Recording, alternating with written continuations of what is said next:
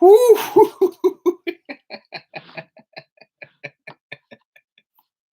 I love this team. I love this fucking team. I love them. I love them. So much fun. Oh, goodness gracious. How do we win that game? How do we win that game? How? How? I ask you. How do we win that game? We do not. The New York Knickerbockers, going back, I don't care how many years you want to go back. It's been a while. We don't win that game. Other teams win that game. We don't win that game. Come out playing like, what's the expression? Dog shit on a cracker or something? Is that? I'm sure somebody correct me. And but you know what? Here's the thing. Let me say a couple things. One, if that was a real team, they would have been down by 30 in the first half. But say what you want. It is who it is. It was the team on the schedule. And the NBA, doing these back-to-back with the home team facing the same team twice in a row, only swept 15 out of 60 coming into this series. Now it's 16 out of 61. So how you doing? They were still in the game because they didn't there was still an effort there. Execution, completely gone. Shot making, they were shooting under 30%, I think, in the first half of this game. Sloppiness, easily the sloppiest half that they've played all year. Between Barrett and Julius Randle, the two of them were, what were they, 5 for 30, 6 for 30, something like that? Insane. And yet they were still in it because they didn't let go of the rope. There were moments where they could have let go of the rope, and they didn't let go of the rope. Come out, third quarter, still nothing really. And then the fourth, what do you want? I mean, who do we start with? I feel like it's all RJ in the chat. I feel like we got to start with RJ. So here's New York's quarters, by the way, for the game. Here's their quarters. 20-point first quarter, 25-point second quarter, 22-point third quarter, 39-point fourth quarter. And let's just go ahead and read his stat line right now. 24 points. How RJ Barrett ended up scoring more points than shots he took? Oh, my God. Actually, I'll tell you how he did it, because he hit 2 threes and he got to the line 11 times. 11 times. Shameless plug. Hey, Spencer, first time, long time. I'm sure you are. Shameless plug for the Knicks Film School newsletter. I detailed something, I don't know, the days are all running together, earlier this week, where I went through how basically ever since RJ Barrett said that comment in the Zoom interview about someone asked him why he wasn't shooting as many free throws. And RJ Barrett answered, I'm not forcing it as much at the rim. Well, guess what? Since then, RJ Barrett's shooting a shit ton of free throws. And it's not because he's forcing it at the rim. It's because he's finally displaying the level of patience and savvy and all that veteran know-how that we kind of, when he was at Duke, you were like, there's an outline for this guy that's going to walk into the league from day one and display, this kind of old man game, and it's going to work for him. Someone says, how do I get the newsletter? Just go to my Twitter account, JC Macri NBA. There's a link right there. Fresh super chat comment from Wixel Metellus. RJ getting the ball more in general was a big help. Playing with Peyton puts such a cap on RJ. We're going to talk about Elfrid Payton in a bit, but I have to stay positive for a little while. So all of a sudden now, if you go back, I want to say maybe the last 6, 7, 8 games, something around there, RJ Barrett's free throw attempts have gone up massively. And it's because you're starting to see him figuring out how to use his size and strength to his advantage. There are just not a lot of guys with his ability to handle the ball, and the handle has come a long way. His ability to make the outside shot, because, hey, that's a real thing now. His passing instinct, and oh my God, for all of the times he got to the line, for all the shots he made a couple passes in this game, and he's been making a lot of passes, not a lot of passes, but a few passes every game, which make you go, oh boy, that looks like a secondary creator on a really good team. He was the star of the night. I mean, there's no other way to say it. Ended up with his final stat line was 24, 10, and 5. Only the second time he's achieved 20, 10, 5 in his career. He did it earlier against Atlanta this season. And you know what? It was necessary because this was a night where Julius Randle didn't have it. Julius Randle ended up with 13 points, 9 rebounds, 4 assists, 5 of 16 from the field. 41 minutes for RJ. Like, my God. I don't know what else you want to say about him. He's arrived. This is him. He's a future All-Star. It's an exciting time to be a Knicks fan, and it's mostly because of this kid. Jonathan Benton. RJ must have given a call to his boy Iggy at the half. We're going to talk about the trades today. Let me just talk about this game for a little bit. RJ plowed. RJ has it. I don't know what it is, but he has it, and he knows he has it. You're right. James Lee. Burks only scores when we are ahead or losing. I'm talking about Alec Burks next. One more Super Chat comment. Thank you guys for the Super Chat comments. Got to celebrate this. As soon as we were within 11 with that RJ putback, I knew Washington was in trouble. Our guys never quit. I love the team too. At this point, the conversation is simple. I was 17 for the 99-2000 team, and I had my attention elsewhere. I remember the playoffs, but my attention was elsewhere as a teenage boy. So I don't remember that team that well. I don't remember that team as being particularly lovable. I feel like the conversation this century is basically just this team and the 2012-13 team, and that's it. You want to give me Linsanity? That was 2 weeks. It's those two teams. And this team is different because the 2012-13 team, had all the talent in the world. Like, once they got rolling, we were like, oh, shit, this is for real. This team is different. This team is just, every time they go out, there's a part of you in your Knicks fan brain that's like, shit, is this the night the other shoe falls off? Is this the night that we get exposed as frauds? And so every time they do something great, it makes you love them that much more. And they fight and they fight and they fight, and they just don't give in. And it's great to see. I got a couple other comments in the super chat that I'm gonna hold on one sec here. CT Pittman, man, CT Pittman. We have a few patron saints of the chat here, and you are most certainly one of them. As Spencer sends me a picture of me on his TV in his apartment. CT Pittman, we all see we play better without Peyton on the floor. Why doesn't Tibbs see it? Tibbs sees it. I'm convinced Tibbs sees it. Again, I'll get to Peyton. I have to stay positive for a little bit. Dan Elsenat, serve the crow on RJ's behalf. Again, I got to mail away for a mail order crow just so I can have it here. I'm going to put it right on top of my Walt Frazier basketball. I don't know if you guys could see it. There's my Walt Frazier basketball right under my Ewing picture. Brian Carter, the level of poise, strength, and athleticism in his deceleration. Thank you. The change of pace is a wonderful thing to witness. On that and one is something special. RJ Bully. That's a good nickname.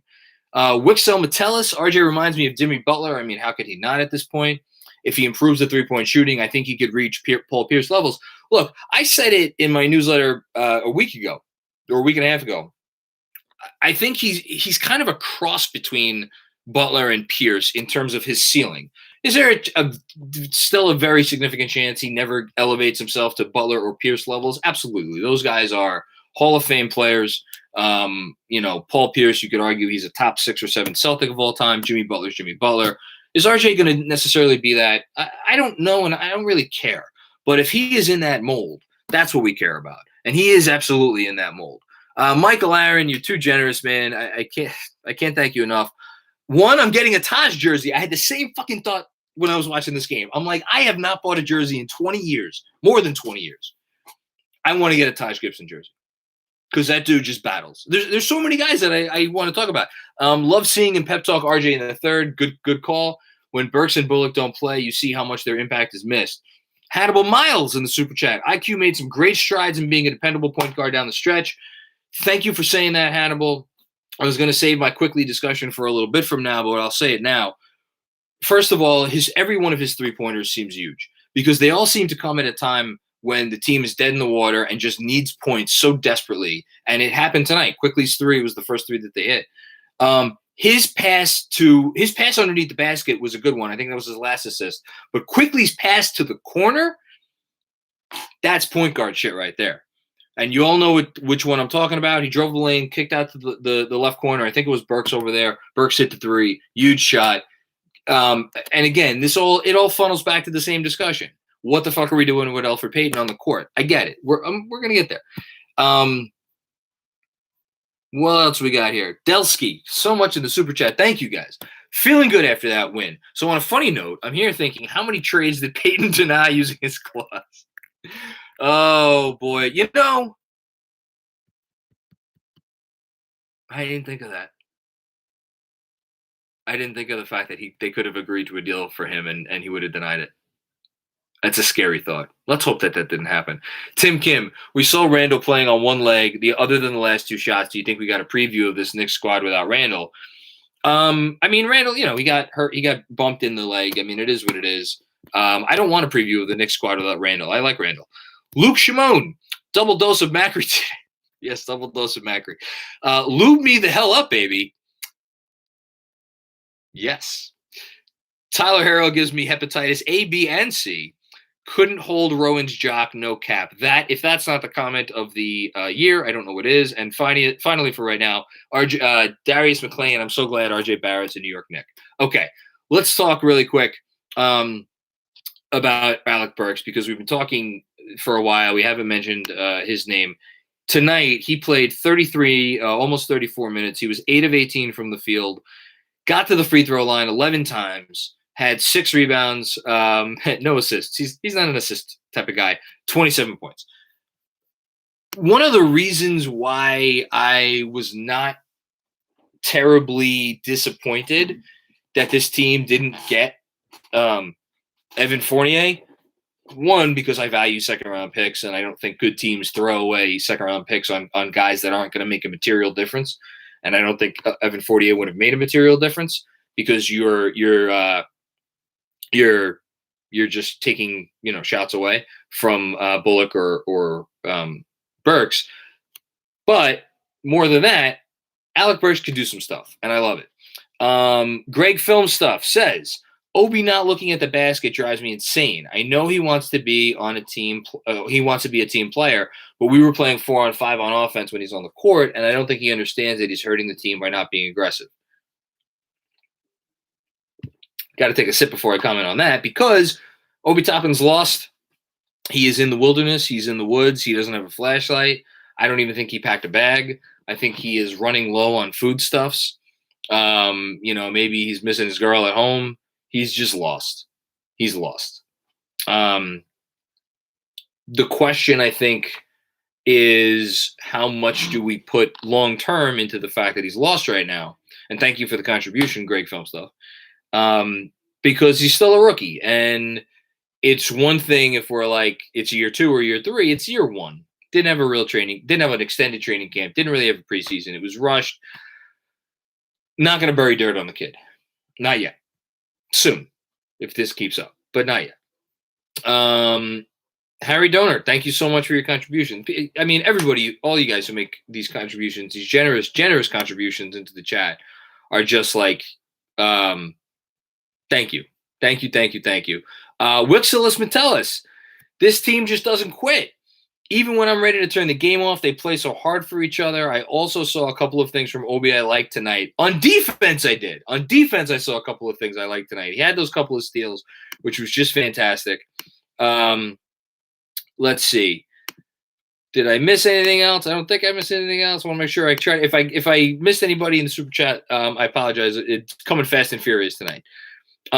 Let's go ahead and do a couple more things on this game. Here we go. We got 2 more. Chris Lubin. Glad Tibbs went with the best 5 down the stretch. He usually does. Mitch was bad on D tonight. Elf is just terrible, and Frank wasn't doing anything out there. Agree on Frank. Frank did not have a great game. We're about to talk about Elfrid. And Mitch, I actually thought Mitch had a good game. I thought he was active on the offensive glass, but I think this is the type of game where Tibbs is going with the higher ceiling guy the higher floor guy as opposed to the higher ceiling guy. We all know that Mitchell Robinson is the highest ceiling center on the Knicks. But Taj Gibson, I would argue, is the highest floor center on the Knicks. And Tibbs knows what he's going to get. And in a game like this, against a team like that, I play the high floor guy. And he did. And it worked out. Zolo J, during this game, these guys showed so much heart, and we're going to need more of it coming down the stretch of the season because some of these teams in the East got better after the deadline. Yes, teams got better. Did the Celtics get better? Yes. Did the Heat get better? Probably. I'm not so sure. Oladipo's been that bad. I'm gonna save my thoughts on the trade deadline for a few minutes from now. But I don't think the Knicks care about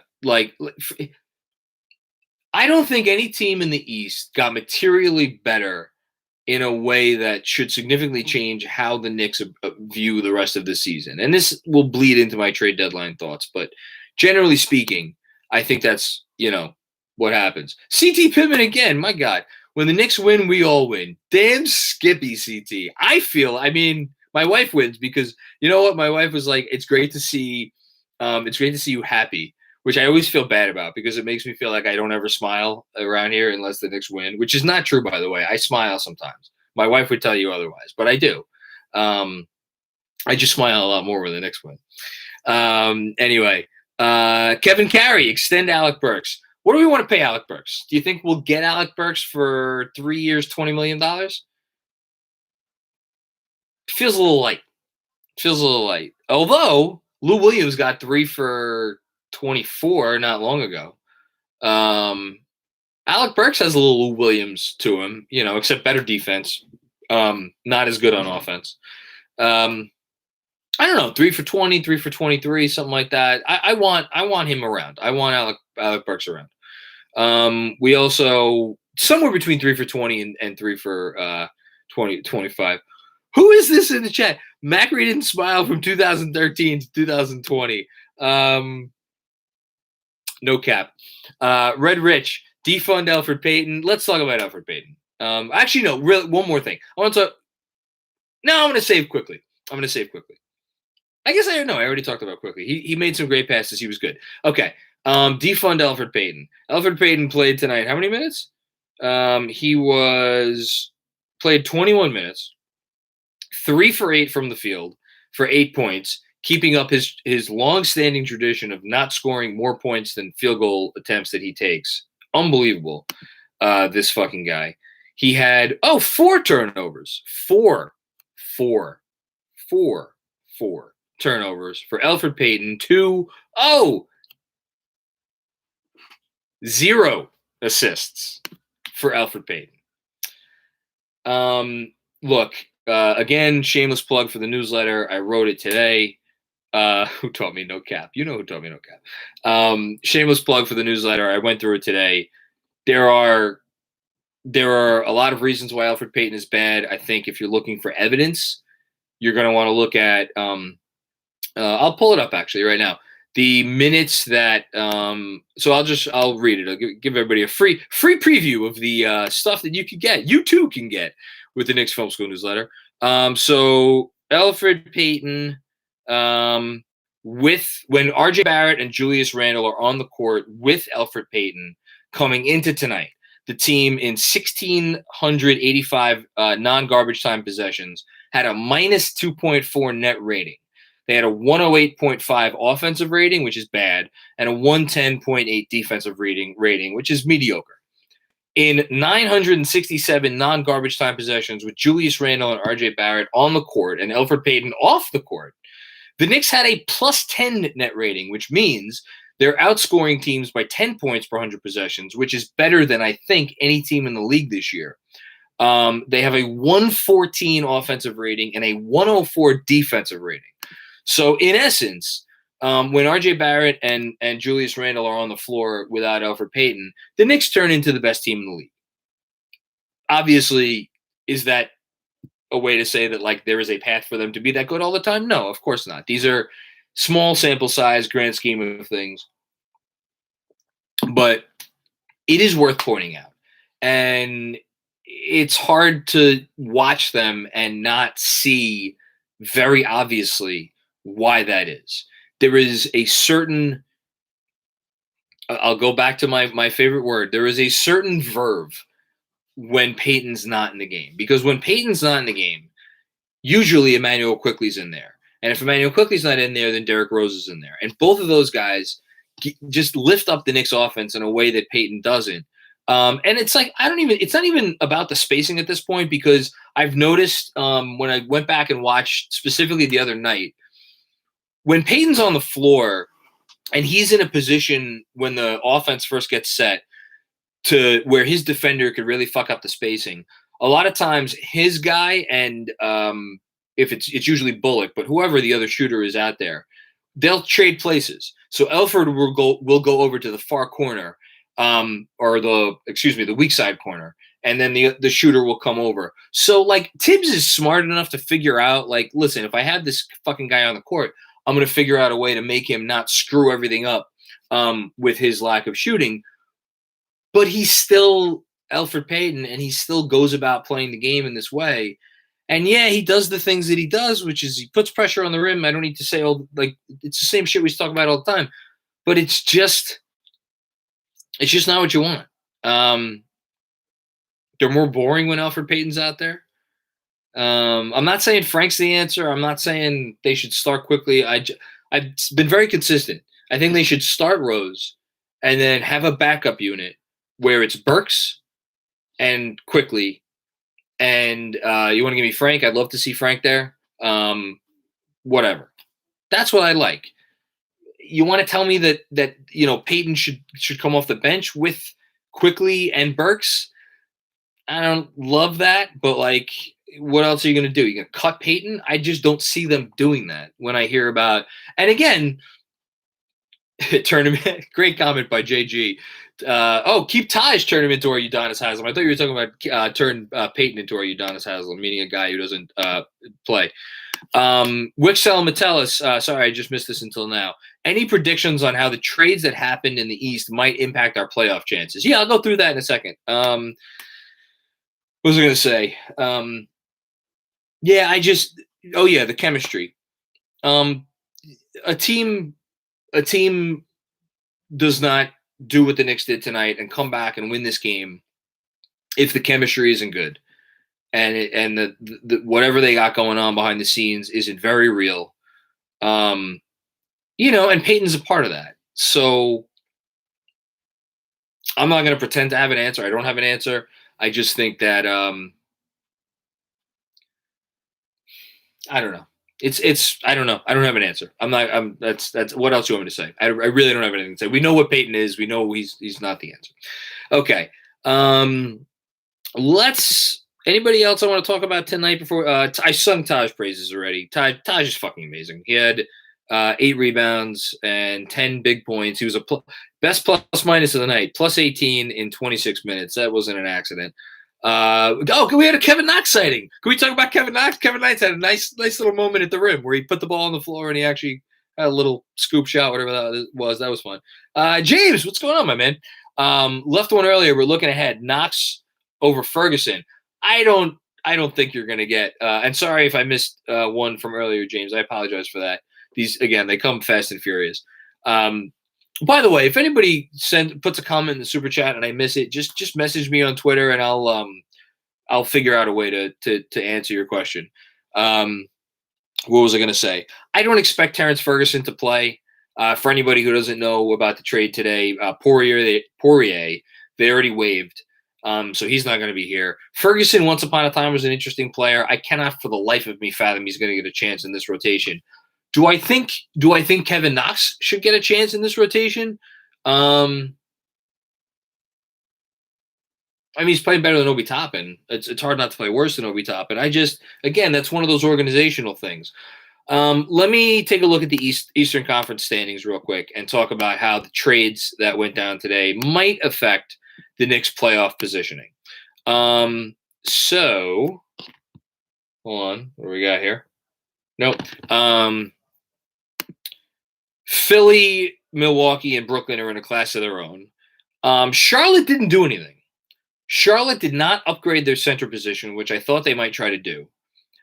Charlotte's net rating on the year, or their point differential, on the year, is minus 0.7. They're 22-21, but they profile as a team that should be under 500.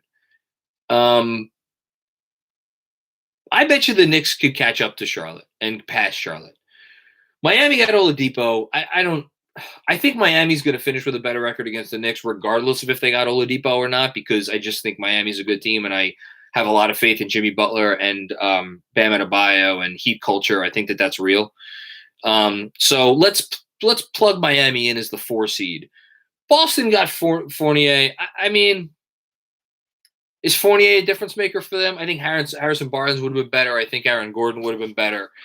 I think there's a reason why they got Evan Fournier for 2 second-round picks. Oh yeah, the Hawks got Lou Williams. How could I forget the Hawks got Lou Williams? Magic City forever. I said the other night I thought the Hawks were probably a better team than the Knicks, all things considered. I don't know. I thought about that some more. I'm not so sure about it. But let's put Miami at 4. Pacers are on the come up, but they're far behind. Oh, Chicago. Okay, let's talk about Chicago. So Chicago got thank you. Who pointed that out? Patrick Ciazon. Fournier hurts them on D. If I'm fucking. By the way, Boston had to give away Daniel Tice to accommodate this Fournier trade. I think that's a big loss for them. I think Tice is good, and now they're going to replace him with Mo Wagner. Are they going to trust Mo Wagner in big moments of big games? I don't think so. I mean, I guess they're going to put a lot of faith in Time Lord Robert Williams, but I don't think the Celtics got appreciably better today. I think they're still a good team that's underperforming, but we'll talk about Chicago real quick. So Chicago made a lot of changes, obviously. So they sent out Wendell Carter. They sent out Otto Porter. They made another trade. Chandler Hutchinson and to do the backup center, who I really like, Daniel Gafford. They sent them out for I think Wagner, but then now Wagner's gone, and Troy Brown Jr., who I like Troy Brown Jr. Anyway, a lot of changes. Thank you to whoever said it's going to take them time to gel. I just Anthony Vasquez is saying Stephen Bondi just tweeted that the Knicks still want to give Drummond a long-term deal. I'm going to talk about Drummond. And Greg Film Stuff. Well, let me read it right now, actually. What is the Knicks' infatuation with Drummond? He's a productive center, but Miles Turner would be a better fit. If you were trying to upgrade from Mitch, you lose nothing defensively, and he hits threes. I think the market for Miles Turner is I think Miles Turner would have cost you something real. So I don't think they were ever really in on Miles Turner. Let me talk about the Bulls, and then I'll hit the Drummond stuff. So the Bulls got Vooch. Vooch is an incredible offensive player. Incredible offensive player. But that team is just like, you watch them, I've watched them sometimes, and it's like Thad Young and Zach LaVine make sense together. And kind of what's the tall guard's name? Satoransky. Like, those 3 guys have honestly maybe been their 3 best players. Like, Patrick Williams is a rookie; he's doing rookie shit, and so they're gonna plug Vucevic in. I don't know. I'm sorry, I still don't fear that team. I've never been a Vooch guy, and I think the fact that they got Vooch for the fact that they got a top 4 protection on both of those picks. And it's like, this is a guy who was competing for an All-NBA team, and the Bulls are going to get him for what is essentially going to probably be the 13th or 14th pick in this draft, and then, probably something around the same thing 2 years from now. And Wendell Carter Jr., who's like, you got to pay, if he's good, you got to pay the guy in a year and a half. I don't know. I'm skeptical about how big of a difference that's going to make, but we'll see. We'll see. Again, I'm not a huge Vooch guy in terms of his team impact. Okay, Drummond. Let's talk about Drummond. First of all, I want to plug Chris Herring, formerly of 538. Now he's with Sports Illustrated. Wrote a really good article on specifically on Andre Drummond, but the larger idea of rebounding in the NBA today and how much it does or does not matter. Since Drummond came into the league, he has more rebounds than any player in the NBA. Up until this year, he was devastating from 3 feet in. He can give you a little playmaking at the center position. He could make some plays on the short roll. I think there is a version of Andre Drummond that is better than anything the Knicks have right now at center.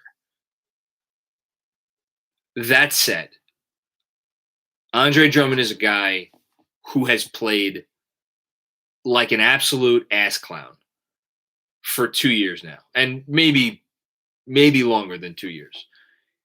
And it's interesting to me that he's played like an ass clown for 2 years now. And when I say played like an ass clown, like doing stupid shit, like bringing up the ball and demanding post-ups and taking like silly shots and taking threes. And like you can't physically be that big and be that skilled, and he is skilled, and shoot 50% around the rim. He should be shooting 75% around the rim, 70% around the rim.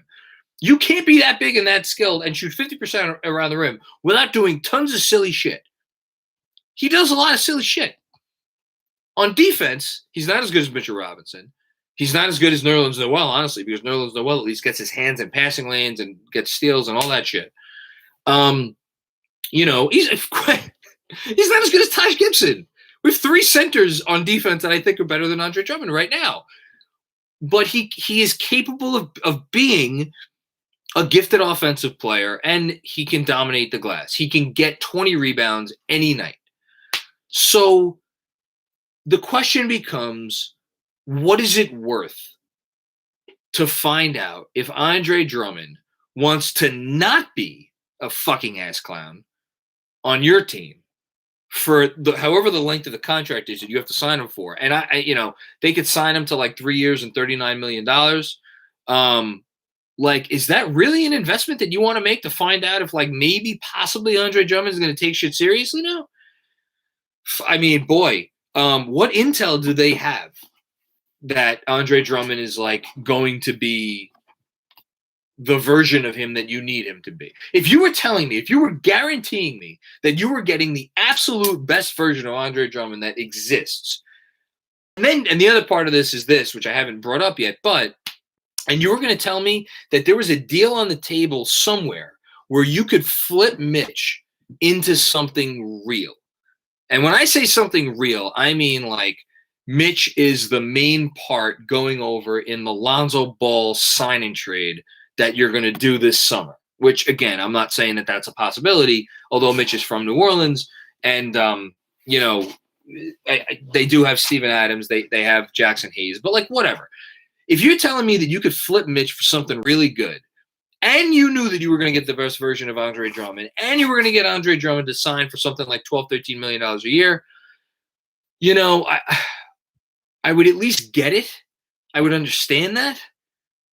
But that's a lot of ifs and buts and maybes and fuck. Who wants to go down that road? I don't want to go down that road. And somebody mentioned it. I apologize. I saw it there. Who in the front office wants Andre Drummond? I got a few guesses. I'm not going to say him here, but I got a few guesses. I'll tell you who doesn't want him. Brock Aller doesn't want him. And here's why I think there's still a good chance that Andre Drummond's not a Knick, and he's going to go to the Lakers or the fucking Nets or wherever.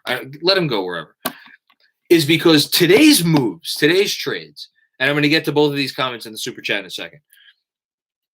Today's trades, to me, reeked of a team and a front office that was letting Brock Aller do its guiding and calling the shots.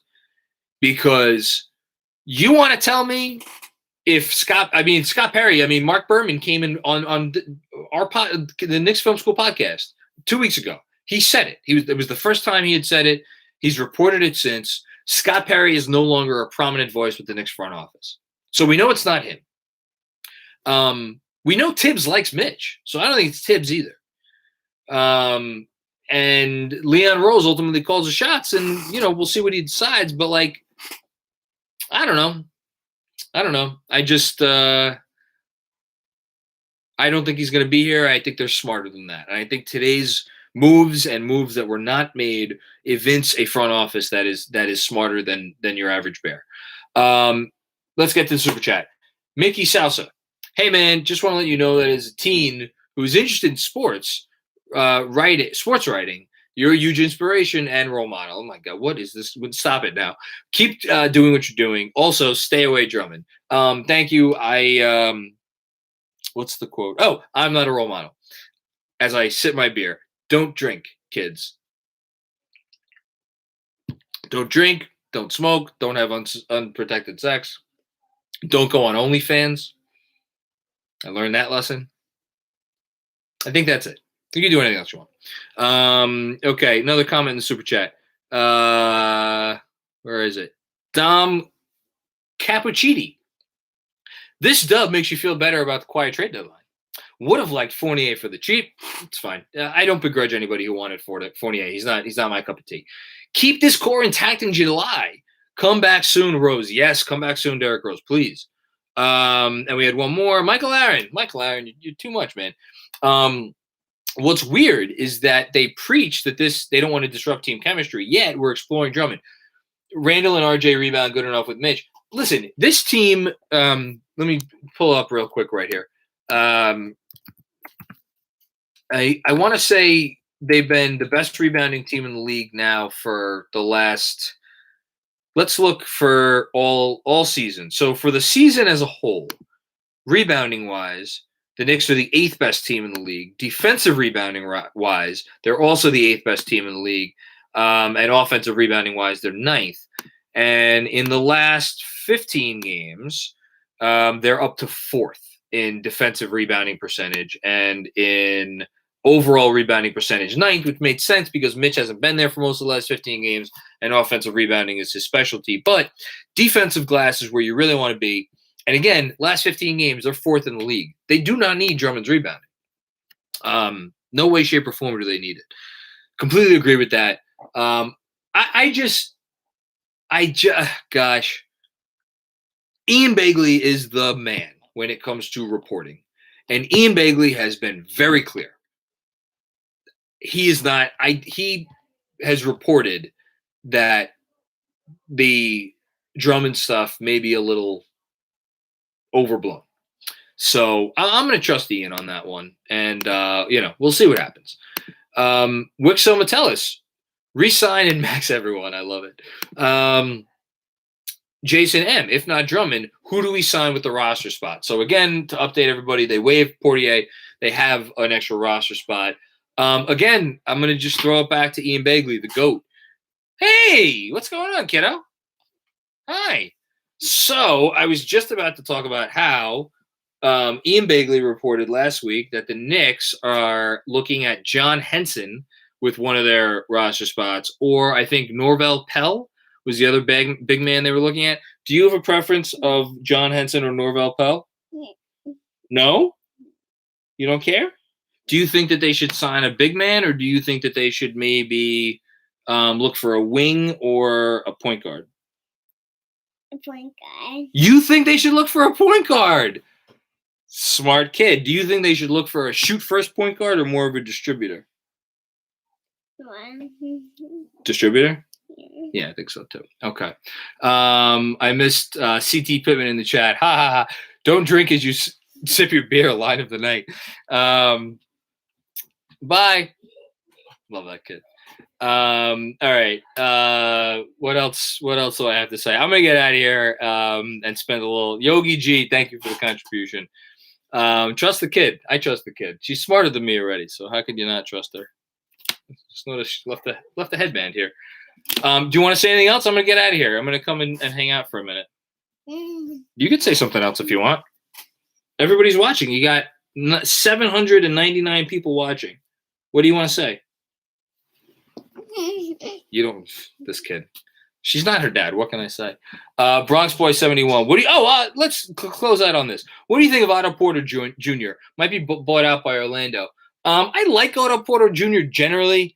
Mini Macri College Front. Thank you, JM Prego. You guys are really too much. I don't think they need Otto Porter Jr. Like, I would rather sign a backup big, a break in case of emergency big man. I would honestly, are there any stretch fours out there? Maybe from the G League, that could be fun. I mean, like my daughter said, a point guard. I don't know. Like Otto Porter's kind of. I've watched again, not a ton of Bulls games, but every time I watch, Otto Porter seems like a guy who's running in concrete. He seems like his best days are behind him. And here's the other thing. Let me just end on who's the John Shanley. Man, here's to the college fund. You guys are incredible. Stop. Okay, I'm getting out of here because I am not crying tonight. Last thing I will say. What is the last thing I'm going to say? I was going to say one more thing. Oh, that's right. I have made it a point to say for a while now that I thought it was important that they use this cap space by this trade deadline because it decreases in value immensely once you get to the draft. I still believe that, and I still believe the cap space decreased immensely in value. But the cap space has not gone bad yet. And is there a possibility that they could still find a way to use this cap space creatively on draft night? Absolutely, there is a way. So don't just sign someone to sign someone. Sign someone if you think they're going to materially help you for the foreseeable future, which is yet another fucking reason not to sign Andre Drummond. Okay, I'm going to get out of here. You guys are too kind. Seriously, somebody mentioned Jabari. Dude, if they sign Jabari Parker, I'm done. I'm quitting. I'm retiring early. Thank you. This was a great win. Necessary. I mean, not necessary win, but it was a big win. It was a big fucking win. And moving forward, it excites me. I'm excited. I think, my kid's excited. So what's better than that? I didn't get updated standings here. Where are we right now in the standings? Let's see. We are 23 and 22, obviously. We are fifth, right behind Charlotte. Okay. I'll take it. And we're tied technically with games behind with Charlotte. I like it. I like those odds. All right, everybody. Thanks anybody who watched earlier today. Thanks everybody who watched here. Thanks especially everybody in the super chat. You guys are awesome. Seriously, I literally could not do this without you. One more, Jessica. Hey, Jessica, I noticed you from Twitter. What's going on?